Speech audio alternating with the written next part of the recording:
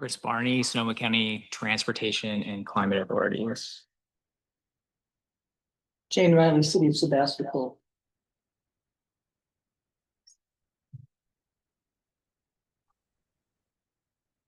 Got that.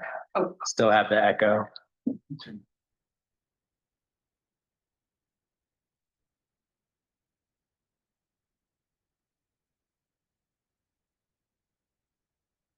Luke Landenbush, Napa Sonoma Collaborative.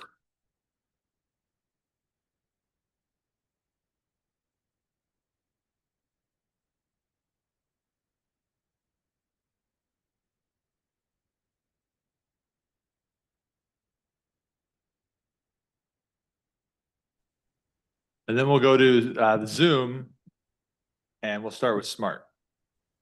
Hi, Emily Betts from Smart. I'll just say the audio has been dropping in and out. I couldn't hear Ada or Noah.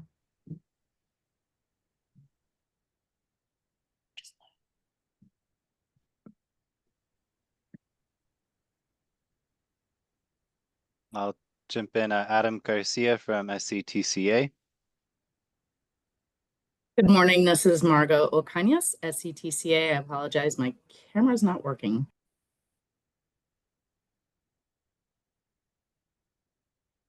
And I'm David Early with PlaceWorks. I'm here to present one of the items.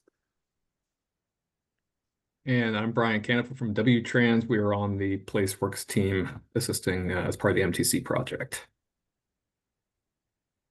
Okay, great. Thank you, everybody. I think that is all the introductions we have, and we'll move right into item 3, the Regional Transit Opportunity Community Policy Update discussion, and that is with PlaceWorks ABAG MTC staff. Great, thank you. Thank you for having us today. Again, I'm David Early, and I'm a principal and one of the founders of PlaceWorks. Many of you know our company. We are planning and urban design firm doing environmental review and transportation policy as well.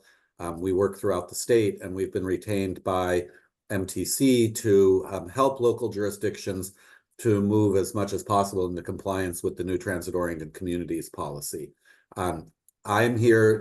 MTC staff was not able to join today, but I was in touch particularly with Noah from Sebastopol. We had a really productive meeting with the city of Sebastopol and have done some excellent follow-up work with them also. We are in touch with most of your jurisdictions and have had meetings with some others, and we'll be scheduling meetings with others. But Noah and I thought and talked to Chris about this, and he agreed that it might be useful for me to come briefly to a meeting here today just to talk with all of you, let you know about our program, let you know that we're available to provide technical assistance and answer any questions you have.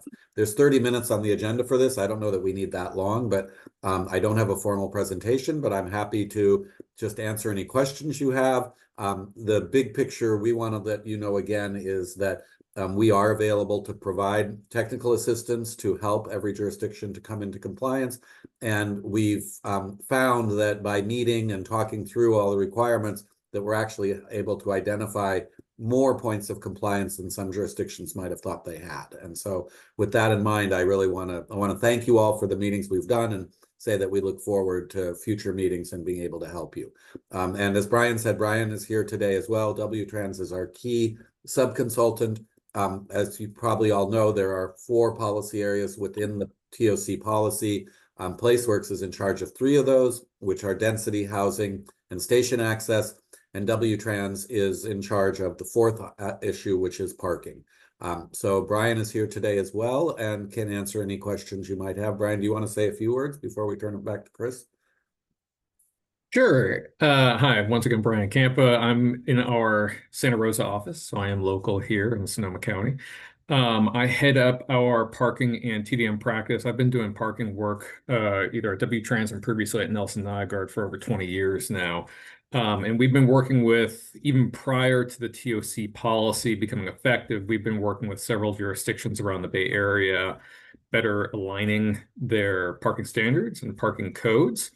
Kind of heading in the direction, at least in terms of what MTC is looking for. And so even though there are, I'll say, on the face of it, the parking standards listed in the TOC policy seem pretty straightforward, but there is some flexibility The MTC has also built into it as well, in terms of, a district-wide approach, per bedroom, things of that sort.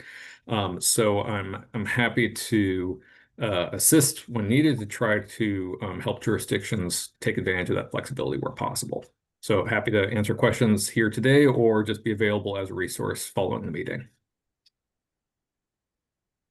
Great, thank you guys. I'll just say, when we met with, in Cotati, we scheduled a meeting, a technical assistance meeting with ABAG MTC staff, to kind of go over where we were with TOC and get some input. And they brought, their consultants along, and I just thought that, the assistance they provided to us in kind of evaluating where we were and where we were headed was helpful. And so thought that, other jurisdictions who are evaluating their compliance with TOC and trying to kind of figure out a path, could benefit from knowing that those resources are available. So when you reach out to ABAG MTC, which I would encourage you to do, to get some technical advice, just know they might bring some team members from these folks to help kind of guide you. So that's why they are here. And I don't know if anybody has any questions or wants to talk about where they are with TOC compliance process.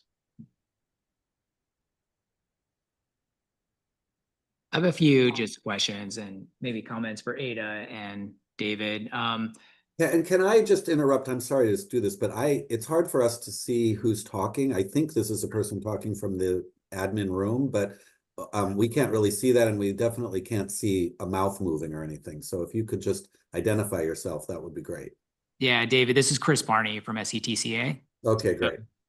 Just a couple questions about, who the primary contact at ABAG MTC should be. Should folks reach out to Ada or, the TOC team to kind of set something up?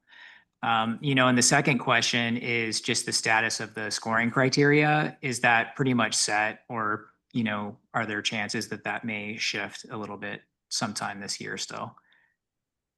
Ada, do you want me to handle those first, or do you want to take a stab first? Your choice. Go ahead. Okay, all right. Well, so in terms of the first question, and Ada, you should definitely correct me if I'm wrong. I believe that Ada and other MCC staff will appreciate it if the questions about the TOC policy go not to Ada, but to the TOC staff that are working at MTC on that. And the primary point of contact is Gillian Adams, but Gillian is also a manager and is often busy. The two folks who report to her and have each been assigned individual jurisdictions are Eli Captain and Sophie Gable-Scheinbaum.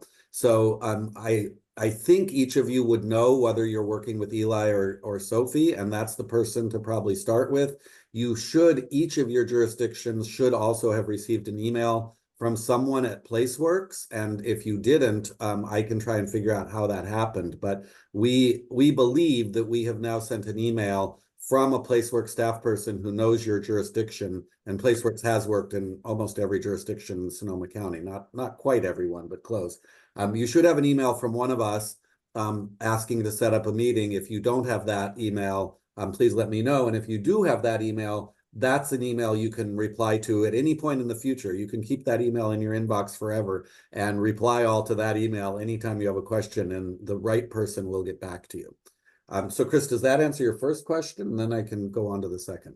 Yes, thanks. Ada, do you want to add anything to that? Yeah. I would ask people, I would ask you, and we've had this internal me on communications in Sonoma. And it's just because I do follow up. So if there's friction or if there's pain, I want to know what it is. If I can sit in on the meeting, sometimes I will, just because to get kind of that sense of what's going on in the region and how it's impacting local jurisdictions. So if you could just CC me, that would be great. Especially when you guys send communication. Well, not so much. Yeah. And just add, Eli was great. This is Noah Hausch and Cotati. Eli has been great. So he's been our primary. Gillian definitely is keeping an eye on things, but Eli is kind of the main person who bounces things back to us, and he gets really quickly. So if you guys are looking for help, that's a good place to start. Yeah, Sophie and Eli both are incredibly responsive. So regardless, and I'm not sure, honestly, if Eli has all of Sonoma County. I don't know if you know that, Ada, or if Sophie has a few of the jurisdictions, but both of them are highly responsive. Whichever of them has been assigned to you, they're great. They're both amazing. Anything else on that before I go to that second question?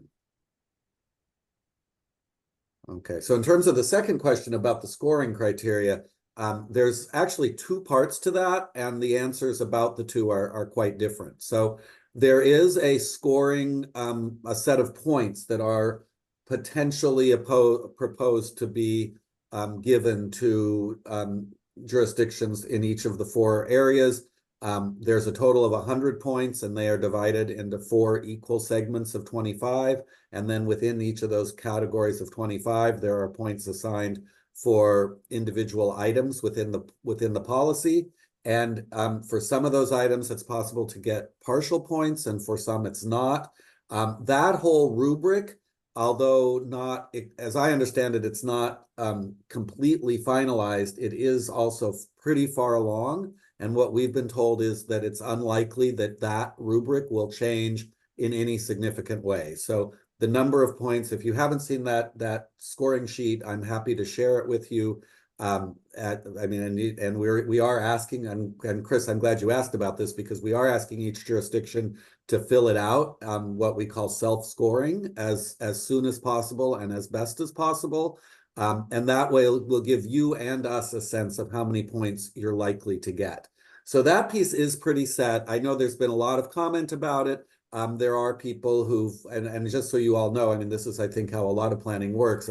I feel pretty confident that it is a compromise among all the positions. We've had people say that there's an advocate for every one of the 4 content areas, saying that it should get more points relative to the other 3.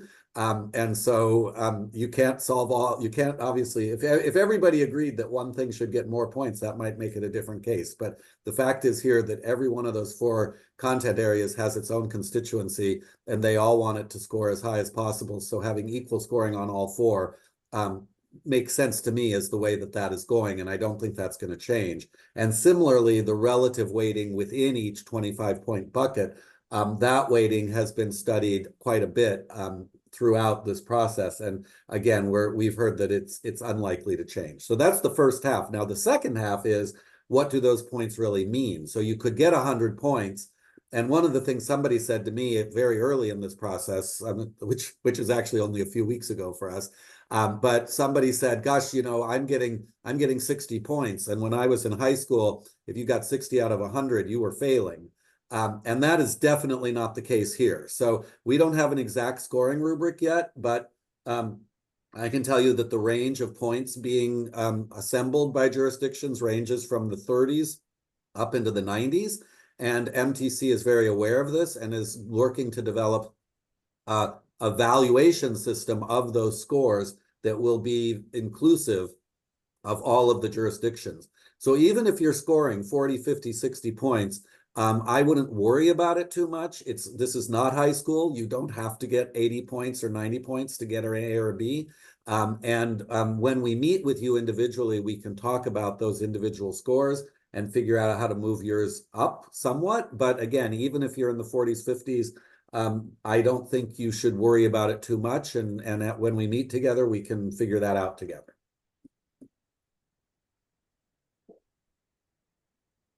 Right, great. Does anybody have any questions? Hi, David.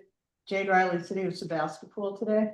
Hi. I have a question about, and I don't know who the email went to at Sebastopol. There's been a lot of staffing changes, so if you send that to me, that would be great.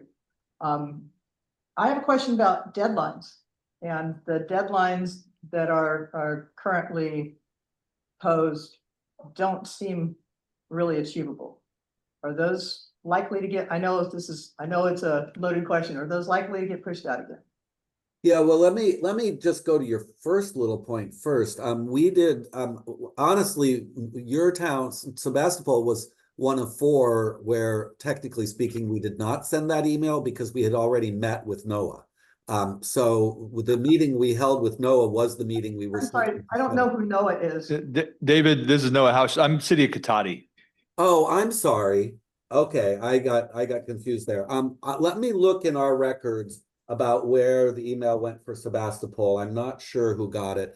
If there's a lull in the meeting, I can look that up and get back to you. I'm sorry for the As long as confusion. we get it, no problem. Yeah, okay. We did send to someone in Sebastopol.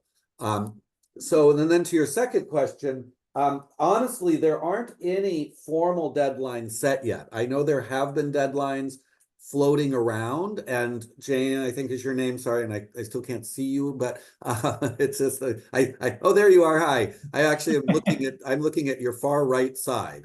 At any rate, we are the deadlines, the dates that I have heard bandied about are late 2025, early 2026, maybe later in 2026. None of that is set yet either. So I do know that deadline or dates have been put out there, but really they're not formal deadlines at this point.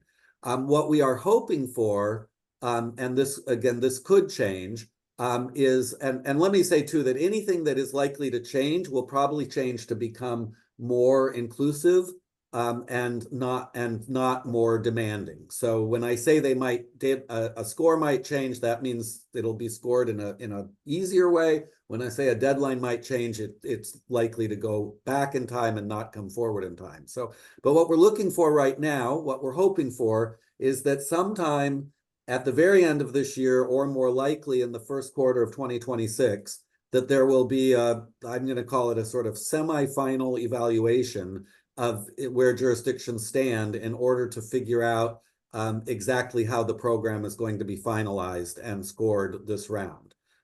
There may well be, and this is not for sure by any means, but there may well be still an opportunity after whatever that time is in the first quarter of 2026 for jurisdictions still to add some things into what they've got. And then there will be, at some point, there will be a sort of, we think, a final line drawn that says, for OBAG round 4, these are the scores. And that's likely to be sometime later in 2026, but we really don't know when. And then, of course, just I think everyone knows that this is a pilot program. It will continue for other rounds of OBAG funding into the future. To some degree, I'm thinking of this as a dry run to sort of kick the tires and see how it's all running. And then the program will continue. It'll be fine-tuned, and hopefully in future years, it'll be clearer and easier to know, for everyone to know exactly how to plug in. Thank you. Great, thanks, everybody. Ada? So it's not too late to talk to your commissioner to get input. There are things that you would like to see from the program. It's still being discussed at the commission. Yeah, I was just gonna take the opportunity to kind of highlight, as we've been talking about in this committee specifically, kind of as transportation, housing, and planning are all kind of merging.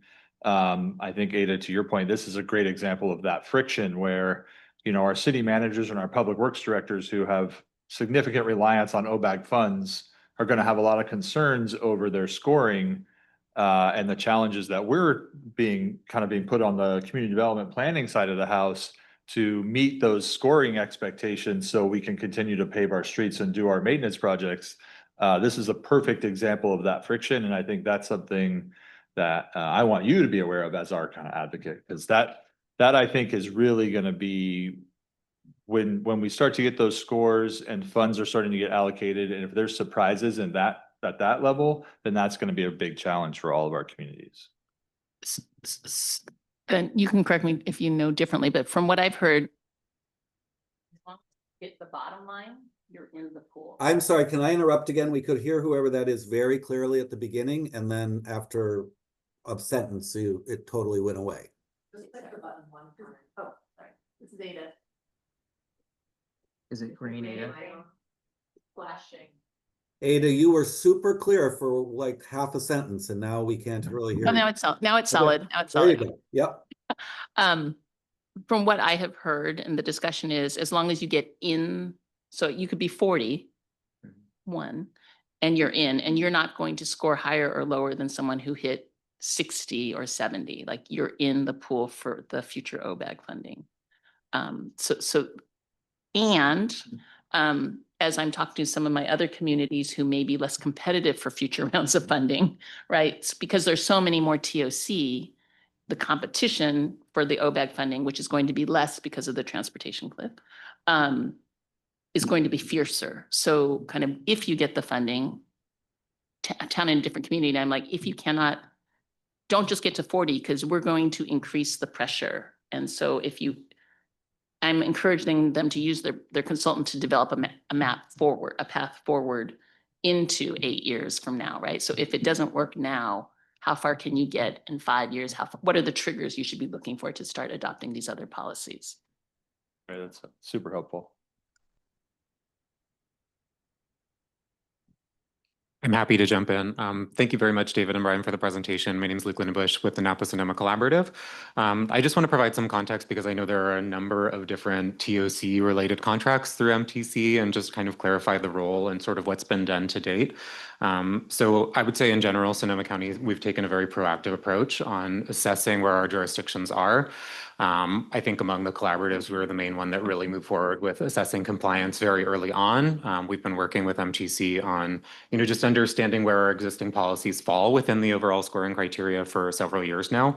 And so we really wanted to build on the original assessment that was done by MTC in partnership with urban planning partners to really just kind of connect the dots of, which ordinances or pieces of code are actually earning the jurisdiction's points and do some of the background work to get that documentation uploaded in the portal. So we've been working individually with jurisdictions for the better part of the last year or so to sort of build out that assessment, some more than others. Some we have direct access to all of the TOC portals, and some we've been, really working on getting that uploaded early on so MTC can vet it on a rolling basis. So it's not just MTC getting this pile of all of these compliance documents right at the deadline. So I just want to note from that, we have wrapped up our preliminary assessment, which, we still want to continue to work with jurisdictions and Placeworks and MTC on to vet and expand on to Ada's point that 40 points is the threshold. And we just want to make sure that, every jurisdiction retains that access to OBAG funds, but beyond that can be as competitive as possible. So that's really like the background work that we've been trying to do to help advance this as far forward as possible.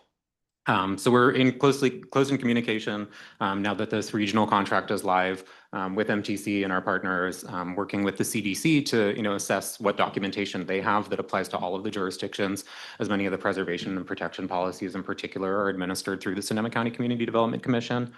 We'll continue to work on portal support, and then we're also just I think in large part our role as the Napa Sonoma Collaborative really is monitoring new legislation, and there's a number of pieces of transit-oriented legislation that are moving through that might really influence how implementation works. There's consistency and inconsistency between all of those documents, so that conversation with MTC is certainly going to be ongoing, especially as we see some move through the legislature as recently as yesterday.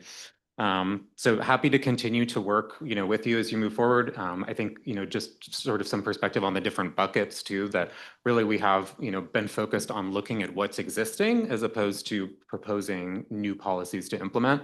And I think the strength of having this regional team with Placeworks is also that, us as a mostly housing policy oriented collaborative we're not going to be the best people to support you on your station access or your parking management, and having that technical expertise in-house is a way I think that we're going to be able to boost those score totals. So again, just want to really thank MTC and Placeworks for being here. Yeah, and thank you, Luke. You and I haven't met. I've heard your name several times, and I'm still only seeing the side of your head. But someday we will actually see each other. I am aware that you all have been helping with this thing that we're calling self-scoring.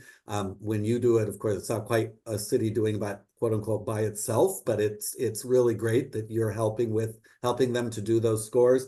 And we would love to get copies of the scoring that's been done. We have not been able to access Four Leaf's work. So maybe you and I can talk directly offline and get that. I would love to get a hold of that. Certainly. Thanks, David. Yeah. And I do want to say for everyone, Luke made a reference, and I maybe Ada did it as well, to 40 points as a floor. I just really want to underline that number is not set by any means. The scoring system is not completely set. So those are very informal discussions. That number is being bandied about as a floor that jurisdictions would need to reach, but it's by no means formal policy. It has not been brought forward to the MTC board or even a policy committee or any other body in a formal way. So while we are talking about that number, It's kind of right now the number who shall not be named, and we're still working on it, and it could change. And it's like the other changes. If it changes, it would probably be to make things a little easier. But it's a good reference, and I need to be super clear that it's not formal policy at this point by any means. All right, great. Well, thank you, everybody. And if I could just quickly interject and get back to Jane, I realized I'm sorry I didn't say this immediately. Not every one of your cities are subject to the TOC policy, and Sebastopol is one that's not. So the reason, Jane, that you did not receive an email is that you actually are not needing to participate in this for better or worse. So you're absolved from this. All right, well, thank you, everyone. I was confused by all the references to the meetings in Sebastopol. Yeah, I'm sorry. I misspoke. I should I every time I said Sebastopol, I actually meant Kotati. That makes a lot more. One of the smallest cities in Sonoma County. I think we compete for that. We compete for that title. So yeah, thank you, everybody. The only thing I would add to that discussion is, Luke, I really appreciate the clarification. I think met with 3 different consulting teams on TOC compliance. And so, who's on first is kind of a question I've had the whole time. So I really appreciate the clarification. Well, and actually, now that you say that, let me quickly, I'm sorry to interrupt, but there is a whole other raft of consultants coming at some point, and people have wondered about that also. So let me explain that. Some of you did apply for and were awarded technical assistance grants directly to your jurisdictions to help you with compliance. We are not that team. MTC is still in the process of interviewing consultants to provide that work, and will be at some point announcing consultants who will be assigned to those of your jurisdictions who received grants for direct technical assistance. So that's not us. That's another level of work that's coming sometime in the next month or several months. Great. And the last thing I would add is, we're a benefit of a grant from ABAG MTC for a stationary plan, and that let us kind of get a bit of a jump start on TOC, at least looking at it with 4-leaf assistance. And so I feel like we may be a little bit ahead of most folks. And so I'm happy to provide resources if you guys have questions. And speaking to that, I'm trying to get a workshop together for Planning Commission and City Council on the 15th of September for commission and the 23rd for council. And so I've been kind of neck deep in TOC policy for the last month, and I expect to be able to hit those dates. So if you guys have questions or want to see some example documents, there will be some stuff that's out in the public review ether in this fall.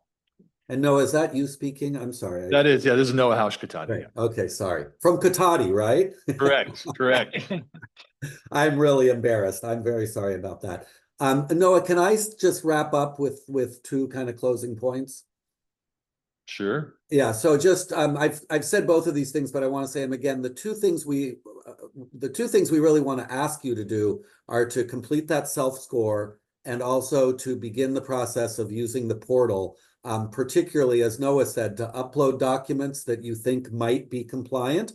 And I really want to underscore, you don't have to be sure they're compliant. The reason the portal is there is so you can upload them, and MTC staff will review them for you and make a determination. You don't have to do that work. If you have a policy that has the name on it, like inclusionary housing ordinance, I'd say just go ahead and upload it. And unless you're sure it's not going to be compliant, let MTC do that work for you. And that's true for all the housing policies. It's true for your complete streets policy. It's true for transit access projects and gap analyses, all the things, essentially anything in the housing section or the station area section, you can upload right away and get it reviewed. And I'd also encourage you to use the portal to work on your densities and zoning and excluding residential parcels. And if you're not sure what any of that means, hit me up and we can talk about it. So those 2 requests, use the portal and do a self-score. And then lastly, just to really underscore again, Brian's team and my team are very much available to help all of you. We want to provide additional assistance.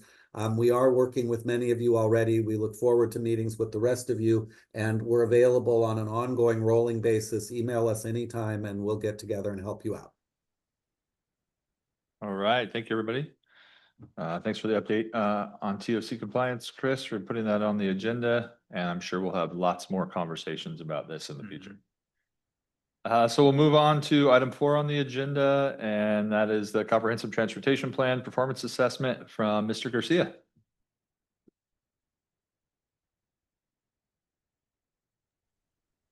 All right, good morning, everyone.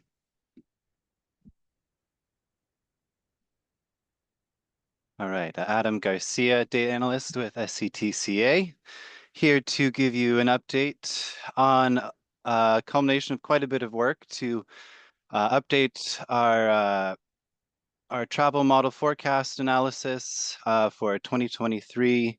We've wrapped up, but also the efforts for 2050, trying to forecast out Plan Bay Area's 2050 plus jobs and housing forecast growth for Sonoma County. This is important information to integrate into our comprehensive transportation plan update. We use this to do a performance evaluation based off the performance measures listed here: system condition and safety, travel efficiency, transit use and active transportation, equity, and the environment. So we'll go over a little bit of how these kind of the land use forecast has impacted the travel behavior in Sonoma County. And essentially we're looking at kind of 2 variables. One is that land use growth from 2050 plus Plan Bay Area, but also the CTP projects as well. How do those projects influence our travel decisions and so forth? So moving forward, we came up with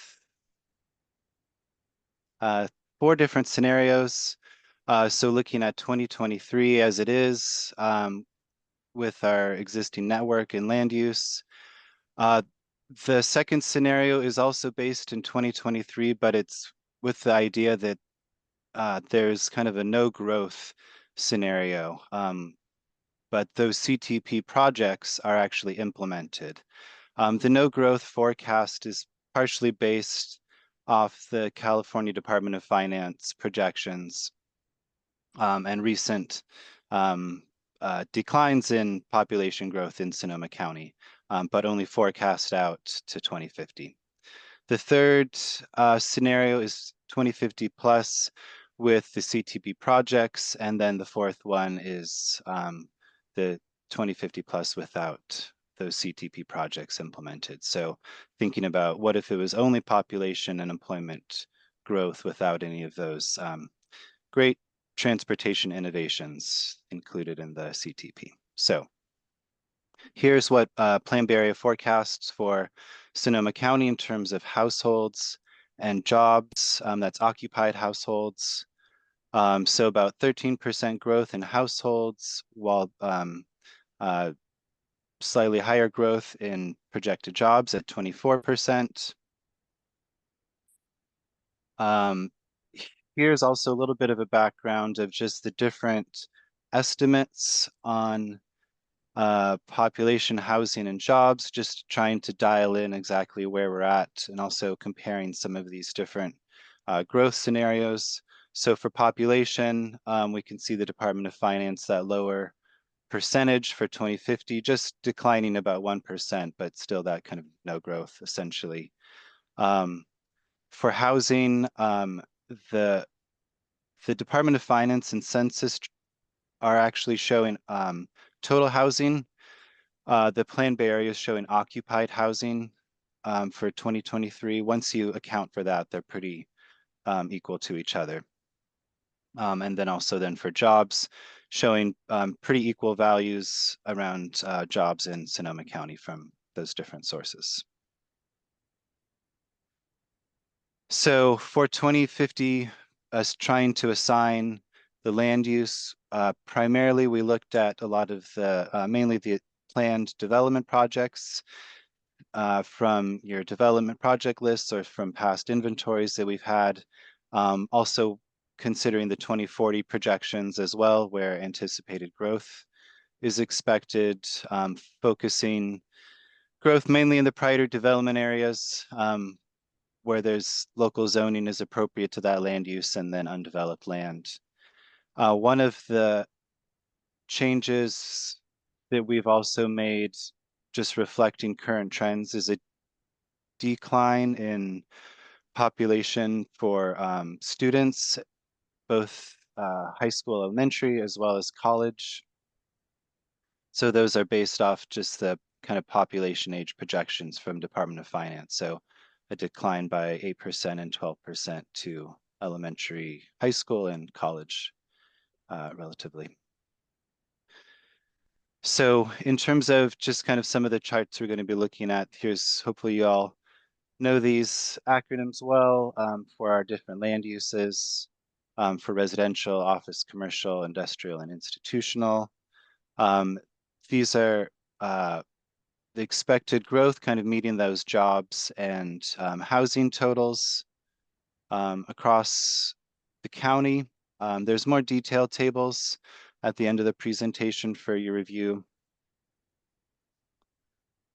And so some of the kind of main findings from this is essentially kind of what we know around jobs housing balance, that if we have continued housing growth with that job growth, we should kind of maintain a healthy jobs housing balance in Sonoma.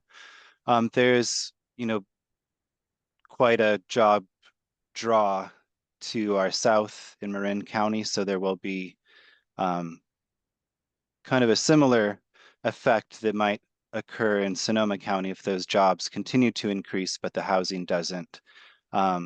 Then being more of kind of a jobs magnet than a housing base county that could, yeah, further exacerbate the jobs housing imbalance. So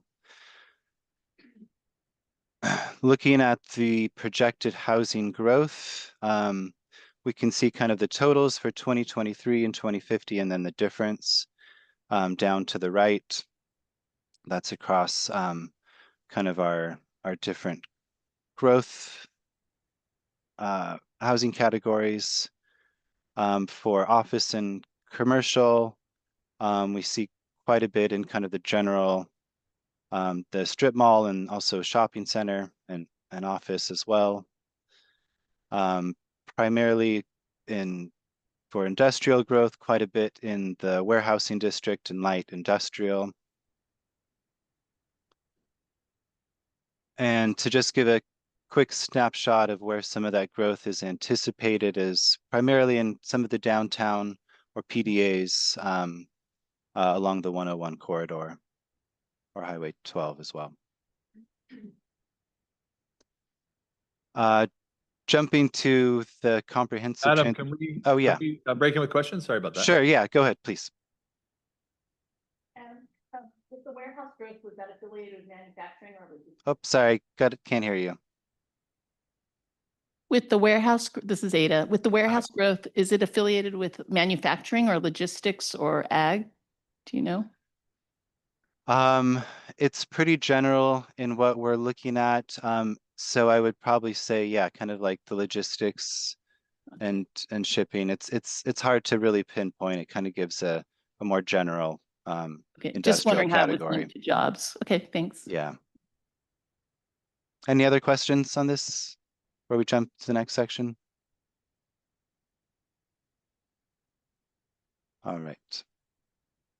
So moving on to the CTP, just kind of a refresher on our vision and goals, wanting to be connected and reliable, safe and well-maintained, community-oriented and place-based, all while being zero emissions. So very ambitious goals that I think, yeah, are primarily right now, this is our kind of light touch CTP. These were developed in the last CTP, so we won't be revising these, but in the next CTP, we'll have opportunities to dig into some of these evaluations and kind of goals. But for now, we have our performance measures and a couple different kind of buckets around system condition and safety, travel efficiency, transit use and active transportation, and equity in the environment. Can kind of see how they're connected to the bigger goals. So overall, this is just kind of a high level analysis. We know there's a lot of uncertainty with future growth, but I think part of it is, seeing what's on the ground right now and realizing I don't think we'll be in that, zero growth future. I don't think any of us necessarily will. So, but you never know just kind of what challenges might face the county in the future. Transportation projects, as you know, are financially unconstrained. So this is kind of our wish list that we have in the CTP as transportation funding is awarded and becomes available. These projects ideally will be funded over the next 25 years, but obviously some, as in this current CTP, might carry over. A lot of our kind of city centers are mostly kind of mature and developed. There's still areas for, I think, major redevelopments such as downtown Roner Park and other areas in the county, especially along the SMART trail. Along the SMART train. And so, as we know, where those big developments happen, especially further increases in development, be it around transit or more auto-dependent areas, will really have a big impact on our travel behavior. And then lastly, we're in transition from kind of a more limited trip-based travel model to, over the next probably 2 years, to an activity-based model, which will really try to capture a lot of the more detailed nuances of how we move around, really, especially around active transportation, where we really try to represent individuals and can get more detailed in our simulations of traffic and travel movement. So what we have is okay right now and hopefully getting better in the future.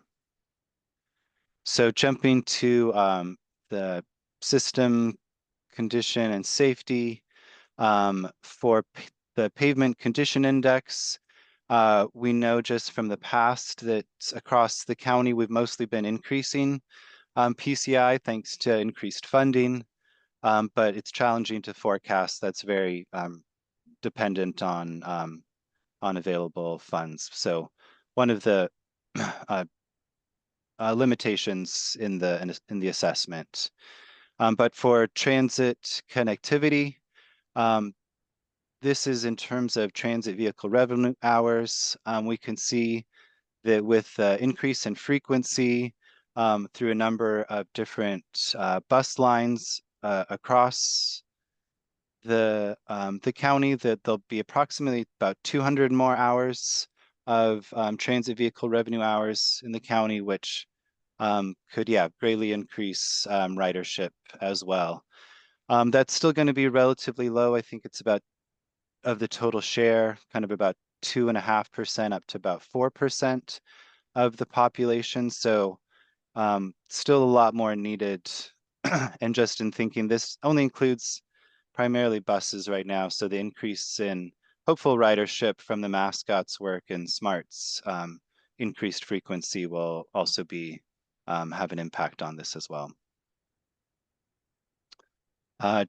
Looking at the kind of collision rate, we've got two different lenses we can look at. One is to the left is on the based on VMT. So this is kind of an assumption that VMT will be proportional. Collision rates will be proportional to the overall VMT. So as we'll see later on, there's higher VMTs and kind of the expected VMT in the 2050 no project scenario. So up to about 9.27, but a little bit lower than once the additional projects are included, plus with the population growth in the 2050 CTP scenario. Based off real data that we do have though from Tim's, which is in our Vision Zero dashboard, we actually see a more noticeable drop.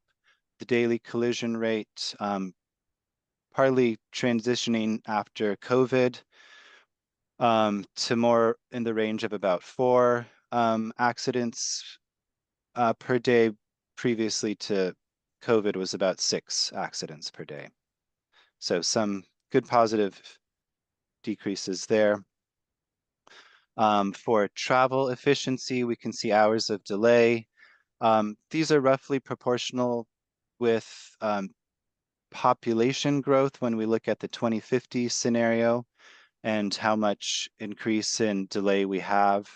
So those CTP projects are kind of trying to maintain the status quo, but we see without those CTP projects, it's about nearly 4 hours of delay per person a month under the 2050 No project.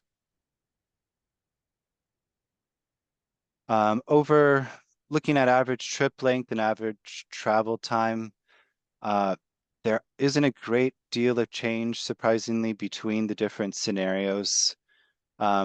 These are largely dependent on major land use changes, which just the incremental growth from 2050 plus wouldn't be enough to really shift these in major ways. This could also just be a factor of the limitations of our trip-based model as well, too. A lot of the trip information could be challenged from that and enhanced with the activity-based model. So we'll see how this changes over the next CTP. Looking at the census, though, we know that a lot of the means of transportation to work has been declining. We can all guess why. That's kind of the share of increase from work from home is largely replacing that. And we see from the mode share from our trip analysis, looking at non-automobile trips, again, not a huge change across the different scenarios. And again, that's somewhat by a limitation in some of the model's ability to measure bicycling and walking. Good news, though, for kind of what we know we're planning for, at least this is a somewhat of an underestimate too, thinking about of all the bicycle facilities that we have planned, from the ATPs that have been adopted as part of SCTCA's grant, as well as the 3 additional cities, Windsor, Santa Rosa, and Petaluma, would be addition to this increase that we see here already. That there'll be a great connectivity anticipated just among the different bicycle classes that we have, 1 through 4, that could bring, greater options for non-automobile trip replacement. Here's what I was mentioning earlier around transit ridership. We see that total share of all riders going from about 2.7% up to 4%, but about, an increase from 13 to 21,000 riders, total ridership with the CTP projects. Here's another data point that we have limited information on, but kind of can give our guess best, give our best guess. That's around 18% average percent of our household income spent on transportation.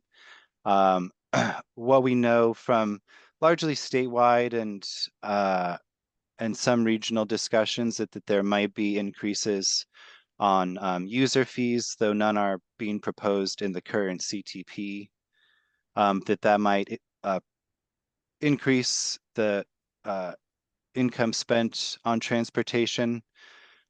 What's also not factored into this might be any decreases in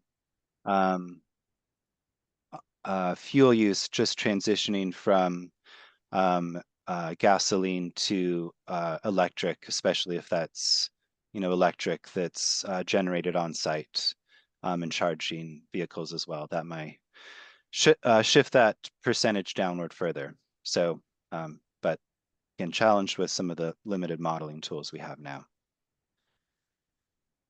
In terms of greenhouse gas emissions, the main reduction we're really anticipating that's driving is from the state's the state's fuel economy standards, that's projected to continue with more efficient engines and transitioning to electric fleets. So by those accounts, we're hoping to have our biggest impact from that fleet transition. That's partly related to some of our work as well around electric vehicle charging in the county as well too. So hoping to drive those emissions down with more efficient vehicles. For VMT, again, what we see mostly is our VMT tracking largely with under the 2050 CTP with a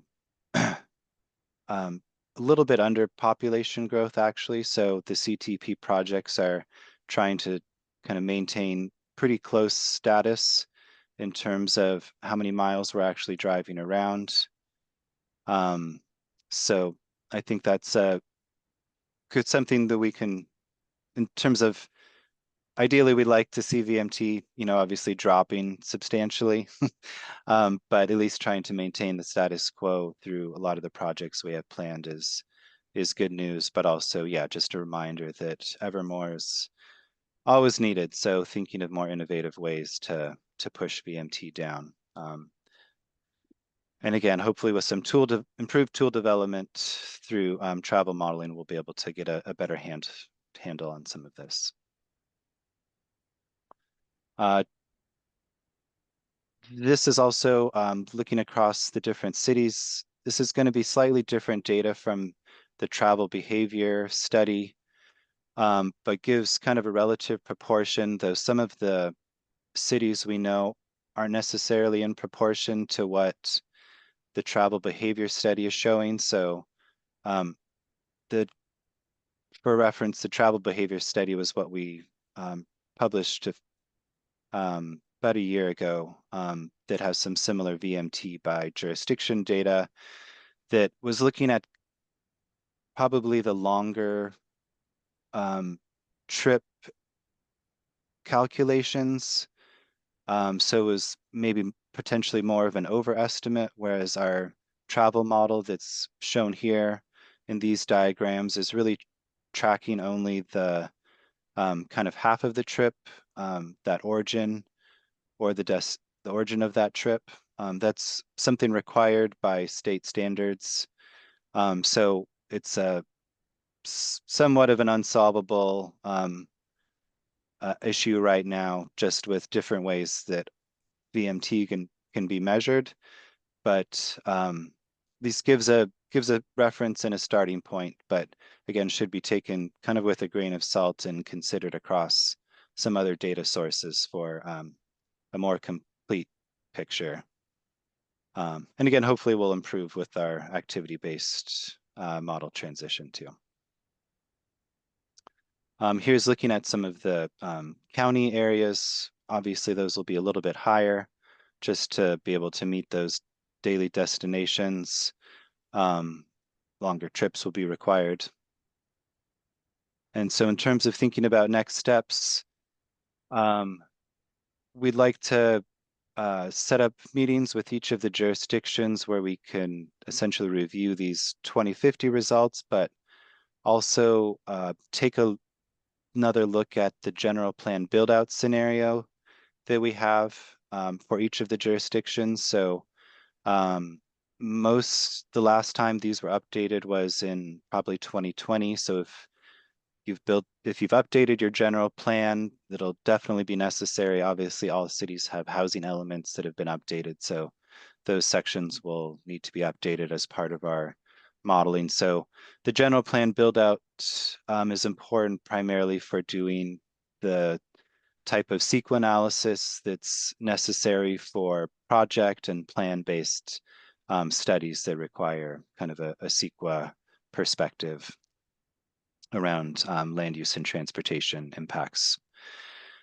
So we're hoping to kick that off this fall and into next year. And also next year, we'll be starting what will be our model validation. So essentially looking at kind of our findings from the general plan build out scenario, the 2050 plus scenario, as well as the 2023 existing conditions updates. And then we'll be doing another update then to the travel behavior study update. So that's finding kind of a big data source for trip information that's relying on, cell phone vehicle tracking information that is independent of our travel model. So trying to dig into more questions, hopefully trying to answer a little bit more around looking at tourism and understanding where people are coming to and coming from for their tourist trips into the county. And I think one of the other issues also we're looking at is just, trying to better represent the different travel sheds around the county as well. So we'll be looking at that next year. So sorry that went a little bit quick, but trying to hopefully keep us on track, and we'll open up any questions to the committee. Thank you, Adam. Does anybody have Jennifer? Hi, Adam. It's Jennifer Sonoma. I owe you an email or 10. So my question is about the general plan build out scenario. As you know, we're in the midst of identifying what our build out would be for the general plan, but it won't be adopted if it does get adopted, because we know how this goes. But if it was to be adopted in the summer of 2026, it's big change for us and a lot of different densities, residential densities in that update. So I wasn't sure when that model validation, it just says 2026. So if something was adopted in summer of 26, could that be incorporated or no? Absolutely, yes. We work for you. So when you're if you need it updated, we will get it updated. And the rest of the county can go independent of that process too. So we can just keep the focus on Sonoma for that. Thank you. Yep. Any other questions? No, all right. Well, I really appreciate the update.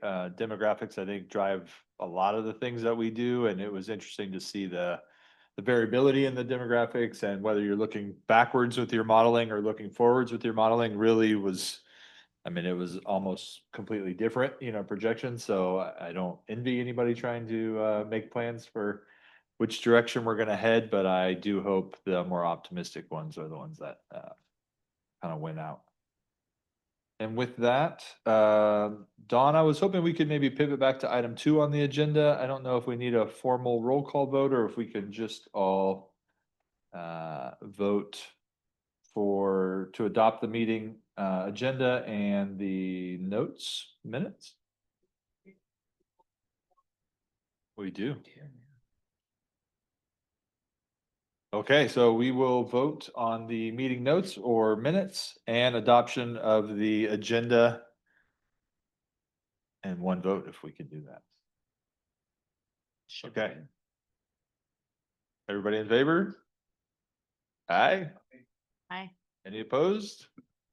Okay, great. Thank you. And then pivoting back to item 5, regional updates. And I'm going to hand that over to Mr. Barney and Ms. Chen.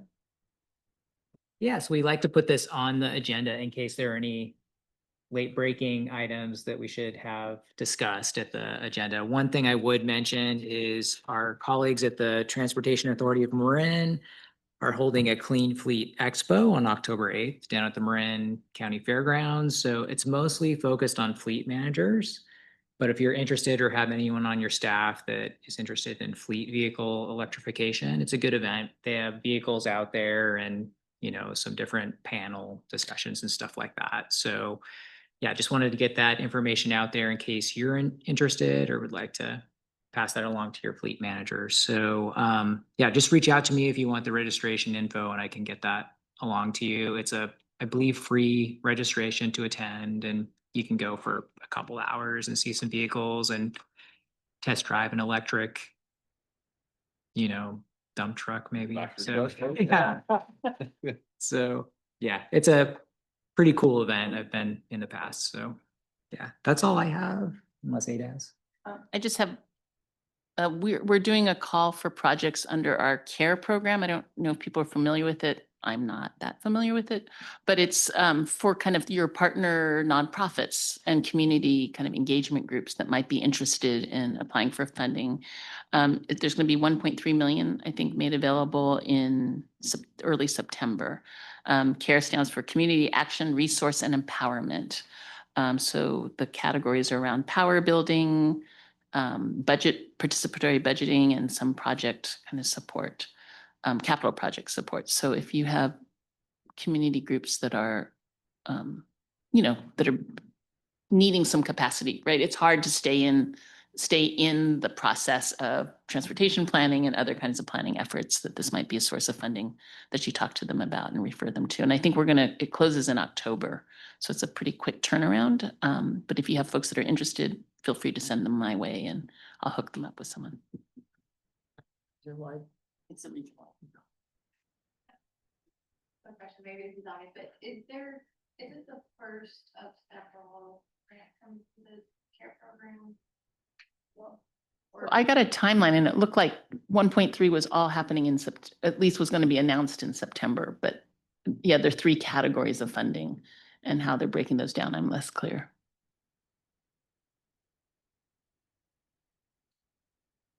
Okay, that will do it for our regional updates. And item 6, standing updates, member discussion. Do we have anything from Yeah. SCTCA? Sure, yeah, I can provide a quick update on a few activities and items we have happening in the next month or so, and then we have time for roundtable. So we're working on setting up our second VMT mitigation program workshop. So that'll likely be happening in early September. So we've rolled out, you know, a step-by-step framework of how an exchange could work in Sonoma County. So the goal of the second workshop is to take some example conceptual type projects and work through how that would actually work, from the developer coming in with a project idea, you know, estimating the VMT impacts and seeing how that would work through the system and getting feedback on it and figuring out where the pain points would be so we can work on those more. And then take that information and work that into our final recommendations document that we're planning on taking to our board by the end of the year. So right now, the next steps are likely going to be to continue to work on implementing an exchange and setting up a steering committee to help work on that, and hopefully get something going in the next year or so. We also have a community transportation resource fair scheduled for this Saturday at Taylor Mountain Elementary School in South Santa Rosa. So we're working on a community-based transportation plan for the Santa Rosa Avenue corridor. And so we'll have transit agencies, boards with different project ideas for the community to provide feedback on, and other community partners out there at that event. We held one in Central Rohnert Park last Saturday at John Reed Elementary and had great turnout and got a lot of good feedback on community projects there. And projects identified as part of these plans are eligible for future funding rounds of CARE funding. So right now the focus is really on that, you know, providing capacity for CBOs, and the future rounds are going to be focused on implementing some of those actual projects on the ground. So yeah, looking forward to getting prioritized lists for both those areas. So it's a great event if you're around and available from 11 till 2. There's a food truck, so you can get some tacos or, lunch if you provide some feedback on and help prioritize the projects. So fun event. Yeah, so that's it for SCTCA. Great, thank you. Yep. We'll go to City of Sebastopol. Tacos bring people in. Yeah. Oh, no. Exactly. Sebastopol, I wish John Jay was here to talk a little more coherently about what's going on in Sebastopol. Not a lot, hotel projects still moving forward, it's fully entitled, so we'll talk about that. Your stalled hotel project makes me a little concerned. So let's talk about that. Okay, yeah. Basically moving into housing element implementation, have done none yet, a year and a half behind. So, hoping we don't have the letter from HCD. Yeah, and, yeah, that's it. And then Sonoma. This is not a Sebastopol thing, but it reminds me that, we got the notice from Heather at ABAG MTC that, both Sonoma and Roder Park are on the list to get letters from HCD, and they want to know who to reach out to, so it'll be you. And just a status update for reasons. So know it's coming, but not until early next year. Great, thank you. Jennifer, you wanna jump on that Sonoma train? Yay. I know. Not yet. It's being asked for, or at least a bus. We've got 2 housing development now, being proposed. 151 units, 120 units, both in the county that would be annexed. So we're working on those projects. We were supposed to bring Montaldo, our 50 unit that's been in the works for a while, that has a full EIR, or focused EIR rather, this week, but they asked for an extension. So we're going to go next month on that one for those entitlements. We are chugging along on the general plan, element by element, going through the process of reviewing that, and then continuing work on all the other aspects that we're doing with all the other special projects. I think that's really it. Did have a question for MTC of whether the priority conservation areas were going to the next meeting for sure for adoption, if we know, so that we can get ready.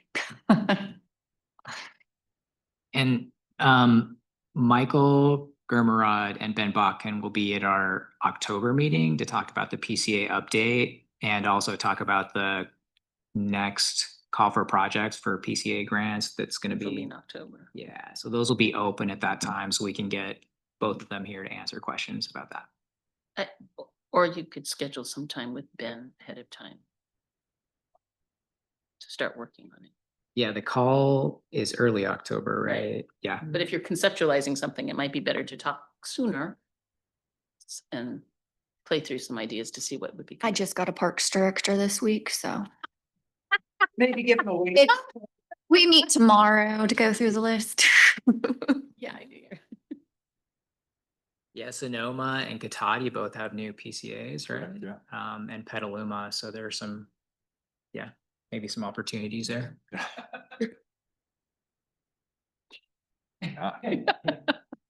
Amy, do you have any updates for us for City of Santa Rosa? Sure, I'll just go through a few things. So we're moving forward with our South Santa Rosa specific plan. This is like in partnership with the county, because about 1,400 acres are actually within the county. So we are moving toward development of the land use alternatives and hope to have those out sometime in October for community feedback. We're also going to be starting on a beekeeping ordinance. So this came out of some members of the community the Beekeepers Association contacting us. So we see it as an effort that can be relatively streamlined. There's some good examples locally out there. So something new for us to learn about and work on. We're also going to be starting on our evacuation plan. So to implement AB 747.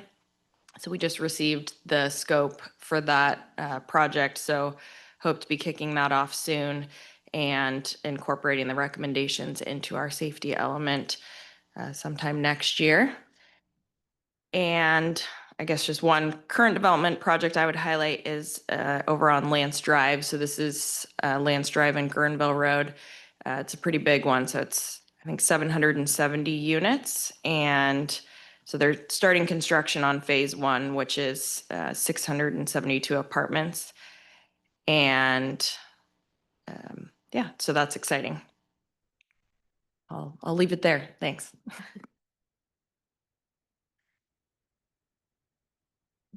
Okay, this is for unincorporated county. We have a couple of updates this month, but not as many as usual. Housing projects are still moving forward in various stages of permitting and environmental analysis. Our environmental justice and safety elements were just passed by the board by Katrina last week, so great work there. And our general plan is still moving forward. We took our findings from our outreach to all the community to see what the community was interested in for the new general plan to the board. They approved of the work and will be moving forward.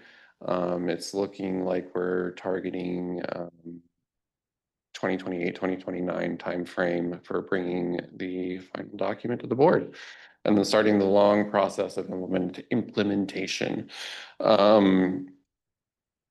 Yeah, I think that's, oh, and ATP is moving forward as well. Don't have any specific updates on that, but it's plugging away. So, thank you. Healdsburg? All right, Healdsburg. So the north end of Healdsburg is nearing completion with the North Village project. So the Appalachian Hotel should be open soon-ish, within the next few weeks. They're working on it. And then left on that project, we just have the workforce housing and commercial spaces, which are under construction. So that all should be finished soon, I would hope. And then just our other larger projects are still underway.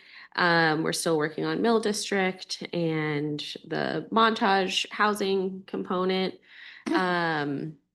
We were light on planning commission for a few months, and then all of a sudden we received a flurry of applications. So we have every meeting filled pretty much till the end of the year.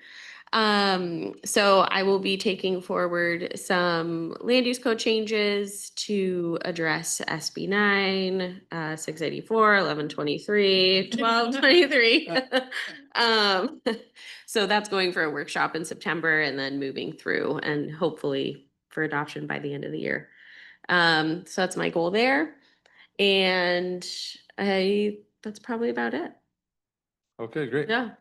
Yeah. For Cotati, I'll highlight for Roner Park as well. We're hosting our third annual housing fair. Most of us have this requirement in our housing elements. We're doing one. We partner with Roner Park last year and this year, and that'll be on the 13th from 10 a.m. to 2 p.m. Opportunities to table if anybody wants to come out for housing related issues or discussions. We're focusing this one on first-time home ownership. So we have some presenters. RCU will be there. We're going to have a panel discussion from 12:30 to 1. And so we're really excited to have that meeting for the third time with our community. As I mentioned, the TOC kind of ordinance workshop will be on the 15th with the Planning Commission and the 23rd of September for City Council, just to get input on the various menu of options on how we can achieve compliance. Our 100% affordable housing project that the city bought the land for at 120 East Cotati Avenue went to the Planning Commission on Tuesday for essentially the final design review. It's a ministerial project, but because it's city sponsored, we're taking it through the process as if it's an entitlement, and it'll be going to the city council on Tuesday. So that'll be really exciting. And then we'll just be moving into the DDA with the developer, and that's essentially the agreement that'll formalize all the terms. And then looking for money next year. So hopefully we'll see how the funding shapes up for that. We just adopted a fee schedule update. Got some input from council last meeting. It'll be going back for adoption in September. But just pivoting the fees to all square footage based as we're required to do. So we're kind of ticking away at our housing element compliance.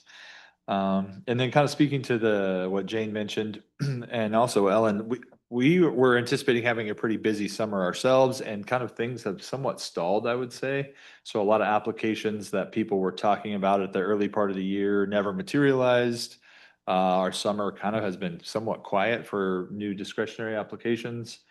Over the last year and a half, we've entitled about 500 units.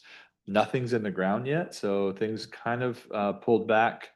I will say, of those, 2 projects are moving forward. We just got final map improvement plans approved, or they are nearing approval through the Public Works Department. So that's a 35-unit single-family subdivision on the south end of town that was in process for years. And then also City Ventures, like 120 condos plus about 40 affordable housing units right there on 116. They're moving forward 100%.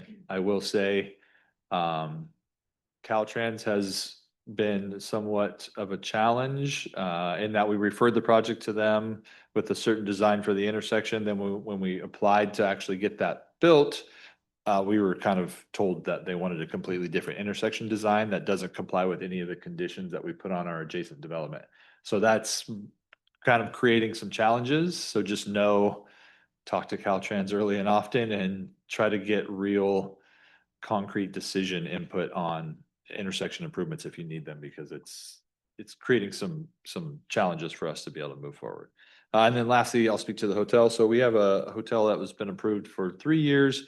Moved into construction. The developer chose to self-finance as they were waiting on loan approval. That loan approval never happened, and so they pulled back on their construction and paused it. And we have a construction site in the middle of our downtown that's been stalled for over a year now. That being said, they are actively pursuing additional financing, and we've been answering letters from their lenders. So we hope, and they're telling us that they do hope to get financing in the near term and get construction going this year. But to Jane's point, we'll have to see.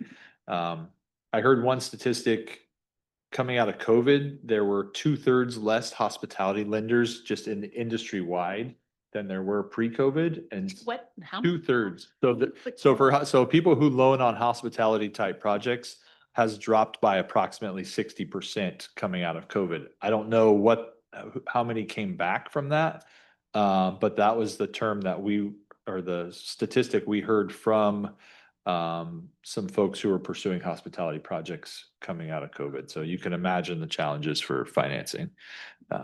Wow. Yeah. And with that, we'll take public comment on items 2 through 6.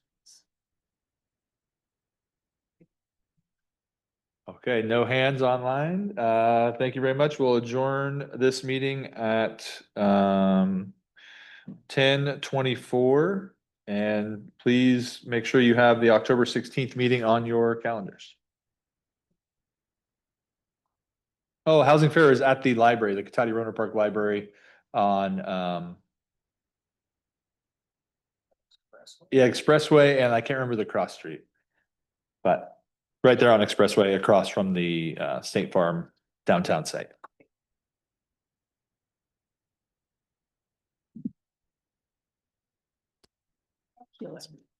Oh, I can't go, because I'm gonna go look at a parking lot.